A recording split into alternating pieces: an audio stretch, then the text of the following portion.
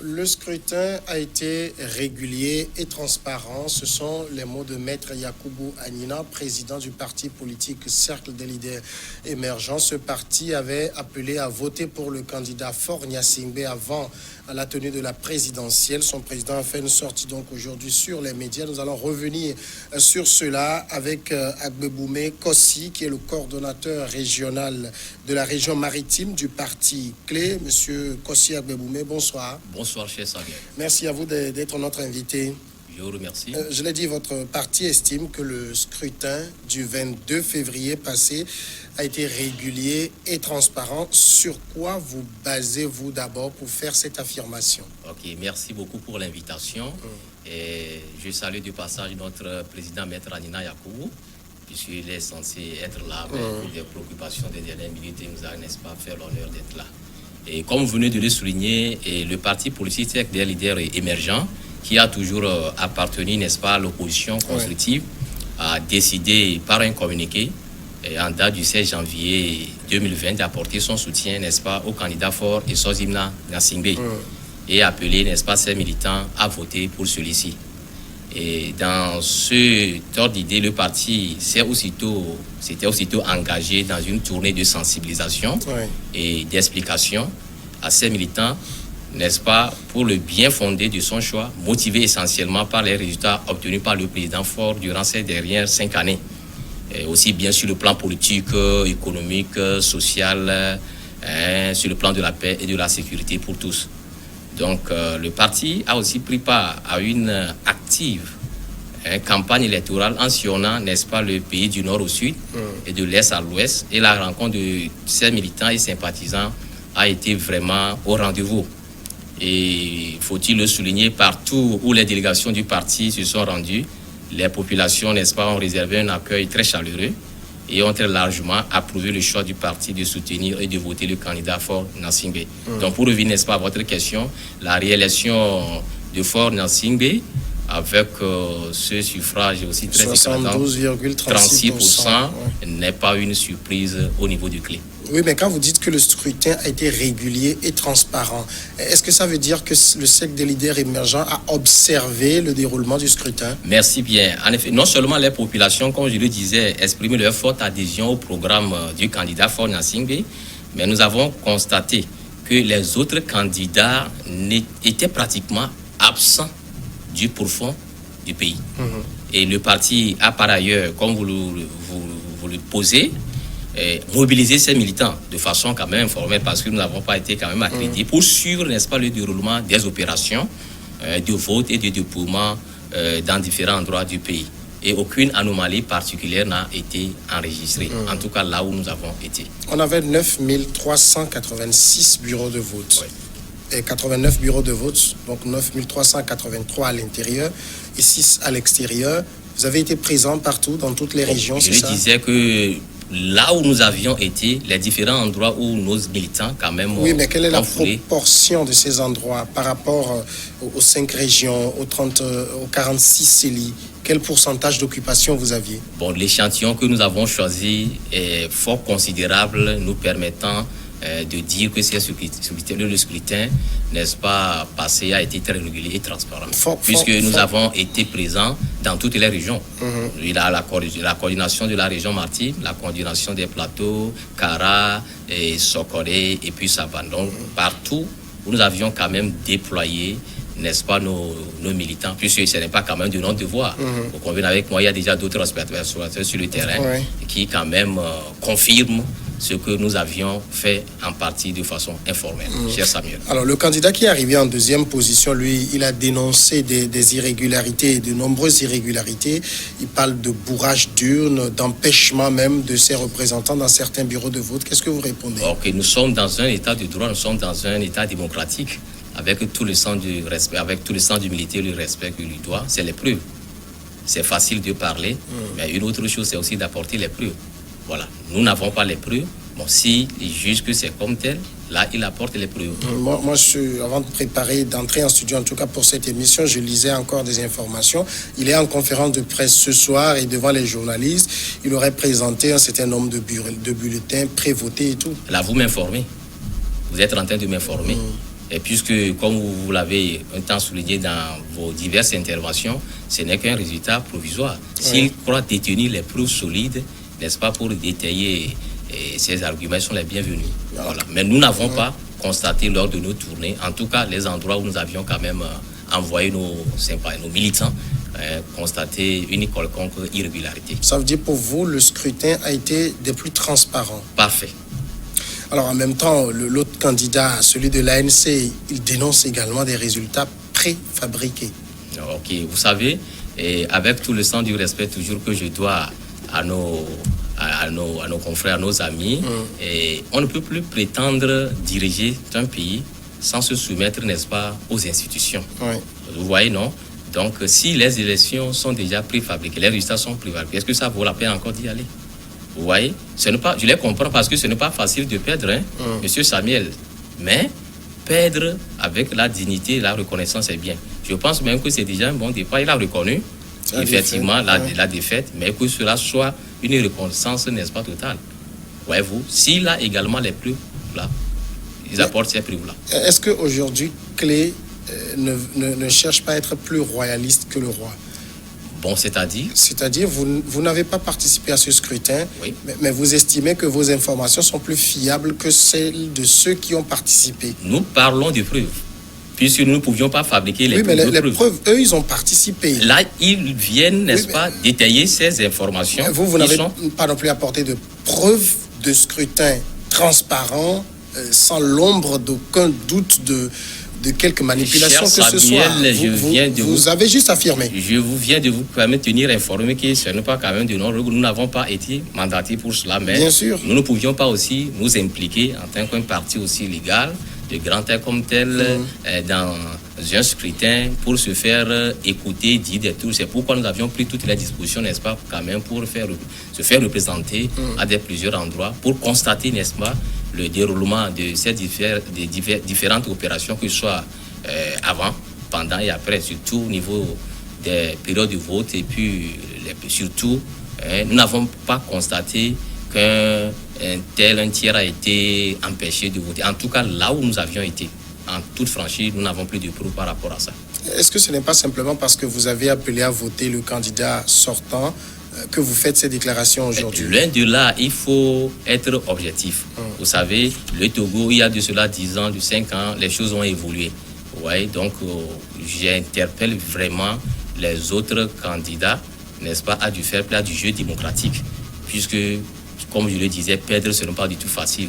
Mais reconnaître qu'on a perdu, on sort très grand. Si des recours étaient introduits devant la Cour constitutionnelle, vous pensez que le droit, quand je dis le droit, sera dit, c'est-à-dire invalider aussi c'est le droit, valider aussi c'est le droit. Vous pensez qu'elle dira le droit? Mes chers Samuel, nous faisons confiance à nos institutions, puisque nous sommes avant tout des républicains.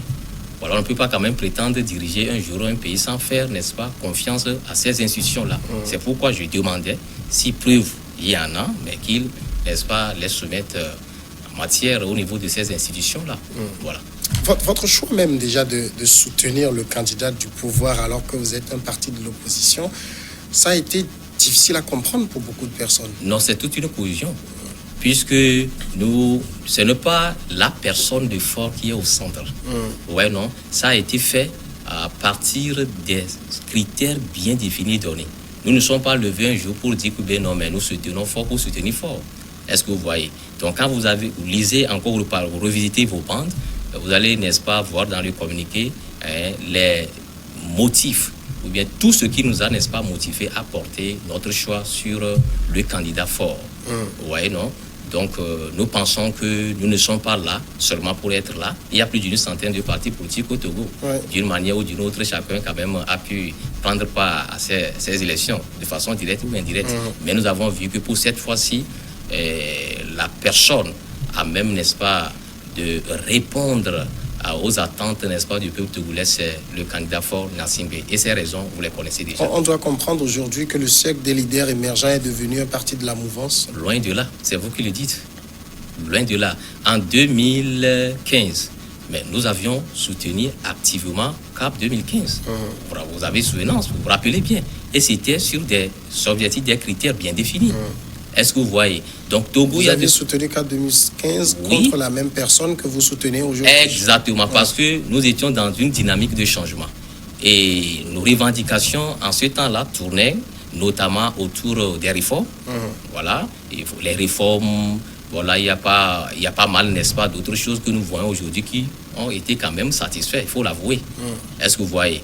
Donc le chef de l'État, avec son programme très, très convaincant, parce qu'il faut, n'est-ce pas, reconnaître quand même l'artisan à l'œuvre, a fait beaucoup de choses. Le Togo aujourd'hui, là où le Togo est, il y a vraiment de l'espoir que si nous lui donnons, n'est-ce pas, encore ce temps, il pourra encore mieux faire davantage pour que le Togo se porte au mieux. Le changement que vous prôniez en 2015 n'est plus d'actualité aujourd'hui? N'est plus d'actualité, c'est dire que, comme je le disais, les attentes, vous voyez, non, nos attentes à plus de 97% ont été concrétisées. Nous pensons que le Togo, tel qu'il est observé aujourd'hui, que ce soit sur le plan continental et international, avec ces acquis que nous avions, si nous nous y mettons, nous soutenons, n'est-ce pas, le président fort qui n'est qu'au service du Togo et pourra vraiment encore amener le Togo très loin. C'est-à-dire pour vous, c'était une erreur en 2015 de soutenir l'opposition? Loin de là, puisque nous avions eu des attentes. Et si ces attentes ont été satisfaites, c'est la preuve que si nous sommes de l'opposition, cher Samuel, ne pas quand même jeter des sorts si c'est bien fait. Si vous le faites bien, félicitations. Mais si vous ne le faites pas bien, on dira, mais peut mieux faire. Mais cette fois-ci, nous avions constaté que nous ne sommes pas du tout trompés du choix. Vous voyez quand même, n'est-ce pas, le score très, très, très écrasant. Donc, nous ne sommes pas quand même sortis de n'importe quoi pour inventer notre choix sur la personne du fort. Vous voyez que les Togolais se sont massivement retrouvés dans la personne du fort, puisqu'il y a un temps, ça suffit, 50 ans, c'est un programme. Vous voyez, non, il faut, n'est-ce pas, un programme. Et Fort, le président Fort a déjà fait la preuve, et j'espère que ce n'est pas ce que nous pensons toujours. Il a été, n'est-ce pas, accepté. Le peuple togolais lui a fait confiance. Je pense que restons ensemble dans cette même dynamique pour que le Togo puisse, n'est-ce pas, aller en avant. Si on en revient sur la présidentielle elle-même, les résultats ont été communiqués le 23 février, disons 24 heures après le scrutin. C'est la première fois dans l'histoire du Togo qu'on a des résultats aussi vite et beaucoup s'interrogent sur cette célérité de la Commission électorale nationale indépendante. Je ne vois pas l'inquiétude parce que il faut avouer que la CENI a fait beaucoup de choses, qu'on a eu le temps d'avancer cette année. Cette année, il y a eu des journées portes ouvertes où il y a eu tant d'explications. Il a beaucoup communiqué. Beaucoup communiqué. Vous voyez, si ça traîne trop, on dit que ça traîne trop. S'ils se mettent à l'œuvre, vous voyez, pour, n'est-ce pas, ne pas laisser des suspicions des autres, on dit que qu'est-ce qui est mal dans ça? Moi, je ne vois pas de difficulté là. Mais c'est ce que dit l'opposition, qu'elle le fait parce que elle ne voudrait pas laisser les autres prendre le devant, montrer les preuves. Donc, elle se précipite pour donner les résultats. On ne peut pas faire partie d'un jeu et être en même temps l'arbitre. Vous voyez, on ne peut pas faire partie du jeu et être en même temps l'arbitre. Je pense que nous devions quand même féliciter la CENI pour son travail actif. Ils ne sont pas quand même à même de dormir, pas du tout dormir. C'est à féliciter. Ce sont des exploits, n'est-ce pas, à la crédibilité du Togo. Voilà. Ceux-là sont de mauvaise foi, c'est ça? Bon, c'est vous qui le dites.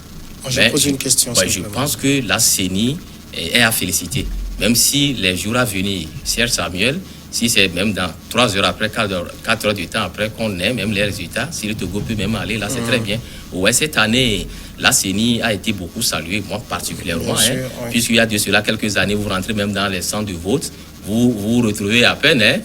Il y a certains dans le temps passé qui se promènent tout au long des bureaux de vote, des centres de vote, qui disent mais je n'ai pas retrouvé mon nom. Mais cette fois-ci, il y a eu tellement d'avancées.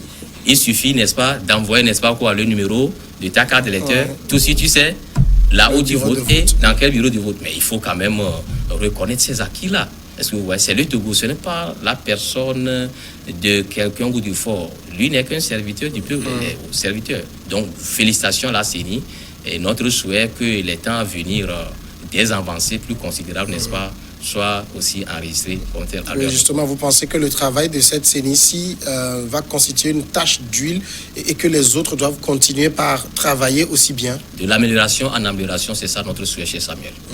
Alors, le score qu'on attribue au candidat provisoirement déclaré vainqueur, 72,36%, ça vous semble mérité? Plus que mérité, puisque comme je le disais, nous avons sillonné par tout le territoire, voilà, parce que nous avions soutenu le candidat fort, Ouais. et nous sommes mis activement, n'est-ce pas, à expliquer de fond à large notre position, notre choix, et nous avions été très bien accueillis, et je pense que nous ne sommes pas étonnés. En tout cas, le clé n'est pas étonné de ces résultats, puisque ça laissait déjà présager que le président fort, avec tout ce qui a été fait, avec tous les programmes en cours, le PND qui regroupe toutes les couches sociales, voilà, ces résultats sont mérités et c'est la preuve que le peuple l'a choisi. Avouons-le. C'est-à-dire, c'est quand il va rentrer dans son 4e mandat que soudainement les gens l'aiment plus qu'avant. Bon, l'aime plus qu'avant. Bon, parce que Bon, une seule fois, il a passé la barre des 60%, c'était en 2005. Après, c'est dans la cinquantaine. C'est la première fois qu'on a un score pareil. 72%.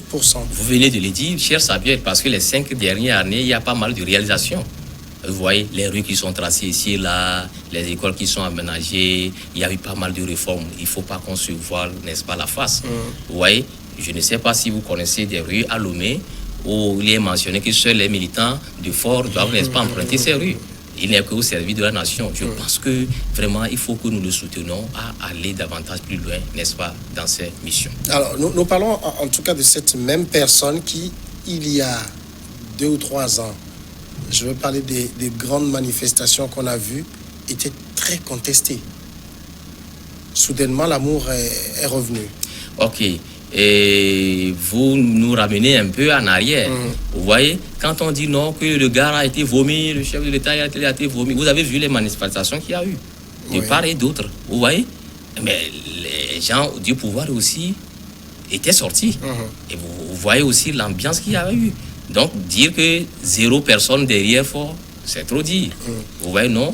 Donc, tout ce peuple qui s'est mobilisé dans le temps, 3 ans, beaucoup de choses ont évolué. Ils se sont vraiment retrouvés dans le choix même de la personne du Fort. Vous voyez, parce que je parlais tantôt du programme. Je pense que les Togolais, il faut saluer, n'est-ce pas, cette maturité, ont compris qu'il est temps de porter plutôt le choix sur un candidat qui détient un programme. Et non seulement ça, plus loin, celui qui a déjà fait preuve, parce que c'est à l'œuvre qu'on connaît l'artisan. Et le président Fort a déjà fait pas mal de choses et qui méritent confiance et qui, n'est-ce pas, a suscité cet engouement du peuple. Je ne voudrais pas quand même faire allusion à un homme politique qui disait, mais vous savez pourquoi je n'y vais pas? Parce que sur le terrain, nous ne sommes pas là. Nous ne sommes pas du tout préparés. Parce que c'est pratiquement rien du tout, nous ne sommes pas là. Est-ce que vous voyez? Et Lomé, le Togo ne s'arrête pas seulement à Lomé. Vous voyez, non, ça ne sert à rien de faire trop du bruit à Lomé, que non, c'est comme ça, et ça suffit. Non, les Togo, c'est jusqu'au plus profond. C'est de Djankese à Saint-Cancé. Voilà. Donc, partout, ils se sont vraiment donnés, les gars se sont vraiment donnés, et ces résultats, en réalité, ne sont pas surprenants. C'est-à-dire que c'était une erreur, les manifestations de 2017-2018? Dire que c'est une erreur, les statistiques sont là. Vous pouvez quand même revisiter vos bandes et dire que ça a quand même reculé le Togo sur plusieurs points, que ce soit sur le plan économique surtout, parce que les bailleurs, vous voyez, il y a plus que paix. Rien ne vaut que la sécurité et la paix. Donc, quand il y a du trouble, quand il y a de l'insécurité, qui va vouloir, n'est-ce pas, venir investir dans le pays? Et les statistiques qui ont été révélées dans ces temps de manifestations, je pense que c'est le Togo qui a perdu. Nous avons reculé énormément. Vivement que cela, n'est-ce pas, passe autour de nous. Mais ceux qui manifestaient le faisaient contre la gouvernance même de Fort Gnassingbé. Vous savez, montrez-moi un pays où la démocratie est absolue au top. C'était aussi quand même, ils étaient quand même dans leur droit. Mais nous pouvions quand même empêcher l'essor économique du pays. Parce que, vous voyez, quand il y a ça, il faut aussi se soucier, n'est-ce pas, du développement économique du pays. Voilà, donc vivement que nous fermons la page et nous pensons vraiment à autre chose. Qu'attendez-vous désormais du président démocratique, enfin provisoirement élu? Oui, le président, rapidement, après confirmation, bien sûr, par la Cour, doit se mettre à l'œuvre pour mettre le Togo encore une fois sur les rails du développement, pour que les jeunes trouvent affaire et que le climat des affaires se porte davantage mieux dans le pays et que le Togo, à tous les niveaux, soit cité comme modèle. Quelles doivent être ses priorités? Les priorités sont là, que ce soit dans le domaine de la santé, que ce soit dans le secteur de l'agriculture. Ce qui nous tient vivement à cœur, c'est le PND. Le PND, le programme, le plan national de développement doit, n'est-ce pas, aller au bout parce que ça fait tous les aspects. Maître Yakubu Agnina ou quelques cadres que ce soit de clé, est-il prêt à aller au gouvernement? Vous pouvez m'aider à compléter cette phrase? Togolais bien? Bâtissons la cité. Notre vision n'est pas ça. Mais si clé doit jouer, n'est-ce pas, un rôle aussi déterminant pour que le Togo se porte au mieux, pourquoi pas? N'était-ce pas finalement ça le but de votre soutien? Comme je le disais, loin de là. Parce que nous avons été toujours cohérents dans nos choix, très objectifs, et puis voilà. Quelle cohérence il y a à dire une chose en 2015 et son contraire en 2020? Vous parlez de 2015 et 2020. De 2015 à 2020, beaucoup de choses ont évolué. Donc nous avions été tellement cohérents avec nous. Si vous réclamez quelque chose à votre papa, vous demandez quelque chose à votre maman, vous allez toujours continuer à réclamer la même chose? Cher Samuel, dites-moi. Vous attendez de votre papa qui vous achète un sac d'école. Papa, j'ai besoin des chaussures. Il a fait. Que vous voulez voir encore? Mais il faut être quand même reconnaissant. Vous voyez, nous devions arriver à une certaine maturité. Vous voyez, ce n'est pas de force physique que se jeter les sorts ici et là. Quand tu le fais bien, c'est bien. Est-ce que vous voyez? Puisque même si vous me permettez que je m'exprime un peu de façon mathématique, si nous avons des numérateurs différents, en tant que si beaucoup de choses nous fractionnaient, si nous avons des numérateurs différents, nous avons quand même un dénominateur commun. Le dénominateur commun, c'est le Togo. Et si le Togo se porte au mieux, c'est nous tous qui nous portons, n'est-ce pas, au mieux. Alors, au regard des résultats de la présidentielle, 72% pour le sortant, toute l'opposition réunie ne pèse plus que moins de 28%. C'est pas inquiétant pour la démocratie? Inquiétant pour la démocratie, c'est trop dire. C'est le peuple qui a choisi. Et il revient quand même à l'opposition de faire un travail très sérieux sur le terrain. Puisque une autre chose, c'est de crier, ils sont derrière nous. Une autre chose, c'est de travailler. Donc, pour ne pas citer voilà, un des opposants, avant-hier, je l'écoutais, nous devions nous mettre au travail. Est-ce que vous voyez? Parce que dire que ça suffit, ça va, le peuple est fatigué. Ce que le peuple veut maintenant, c'est que le Togo se porte mieux. Vous avez suivi? Mais c'est avec admiration que nous disons que ces résultats ont été quand même acclamés. Cette fois-ci, les frontières ont été laissées ouvertes. Tout se passe à la roulette comme si rien n'était. Une paix certaine, avec enthousiasme, comme si rien n'était. C'est-à-dire que seuls les aveugles, vous m'excusez, ne voient rien. Mais en même temps, un pays où le pouvoir devient aussi fort, c'est pas inquiétant? C'est une leçon. Ça doit quand même susciter des leçons. Oui, mais que ce soit de l'opposition également. Et c'est aussi dire qu'il y a quelque chose qui se fait. Est-ce que vous voyez? Il faut reconnaître que le président fort, ces 5 dernières années, a été vraiment au rendez-vous à plusieurs endroits. Bon, reconnaissons-le, nous ne parlons pas de 100%, parce que si vous nous lisez quand même le communiqué, mais l'essentiel qui donne du réconfort, que vraiment le Togo a de l'avenir, de l'espoir, mérite que nous l'accompagnions dans cette mission nouvelle. En même temps, on dit que seul l'enfant qui n'est jamais sorti pense que sa maman seule fait les bonnes sauces. Bon, je ne sais pas ce que vous voulez dire. C'est-à-dire, ceux qui n'ont jamais essayé, d'autres dirigeants pensent que celui qu'ils ont est le meilleur de la planète. Eh bon, vous savez, ce n'est pas aussi du tout facile de gérer nos familles d'abord. Vous voyez, non? Père de famille. Monsieur Samuel, gérer une famille, ce n'est pas chose facile. Est-ce que vous voyez? Et nous parlons maintenant de gérer une nation, pas chose facile. Vous voyez? Il a déjà quand même les routines. C'est bon? Voilà, donc nous pensons que le choix qui a été porté sur la personne du président Faure, c'est pour dire que nous comptons sur toi. Que mieux faire? Allez-y, faites davantage. L'opposition peut-elle renaître de ses cendres? Bon, si la conscience, la prise de conscience justement revient. Pourquoi pas? Parce qu'il n'est pas trop tard. Mais est-ce que c'est possible quand il y a des partis d'opposition comme le vôtre qui font volte-face C'est chaque ça, fois. c'est encore la preuve que la démocratie est en marche au Togo.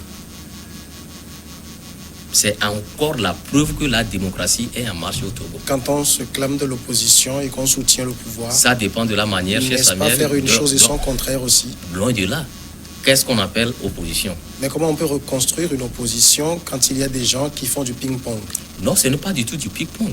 Moi, je suivais avec intérêt un candidat qui quand même a reconnu ça, du fait qu'ils disent que nous ne devions plus faire les choses désormais de la même manière. Ouais.